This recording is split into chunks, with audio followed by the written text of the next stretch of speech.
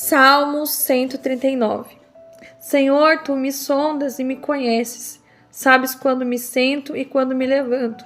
De longe percebes os meus pensamentos. Sabes muito bem quando trabalho e quando descanso. Todos os meus caminhos são bem conhecidos por ti. Nessa palavra a gente vê que o salmista Davi ele tem uma intimidade com o Senhor e ainda diz: Senhor, tu conheces o meu pensar, o meu falar, o meu levantar, o meu deitar, o meu trabalho e quem eu sou de fato. Davi estava mencionando a conduta dele diante de Deus, quem ele era diante de Deus. E assim a nossa oração deve ser constante. Deus, quem eu estou sendo para o Senhor? Quem eu estou sendo diante da tua presença?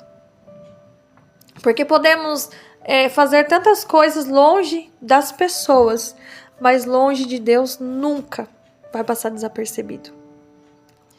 E eu quero deixar para você essa reflexão dessa palavra. O que você tem falado com Deus? Você tem falado com Deus de uma forma: Senhor, tu me conheces, sabes quem eu sou.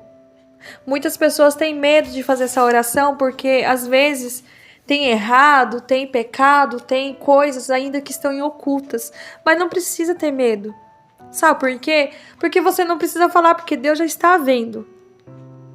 Deus já está vendo. Claro, tem pecados que a gente tem que confessar diante de Deus. Os pecados que nós temos na nossa vida tem que confessar diante de Deus. Só que Deus já sabe. Ele está te vendo, está te observando, está o tempo todo. Mas a gente não tem que ter medo para falar para Deus: Deus, eu tenho errado nisso. Eu tenho pecado nisso. Eu tenho algo que precisa ser curado dentro de mim. E às vezes você ainda não foi curado uma certa área da sua vida, que você ainda tem bloqueios para falar com Deus a respeito desse pecado de estimação a qual você ainda não se libertou. Davi ele falou bem claro: o Senhor conhece os meus pensamentos.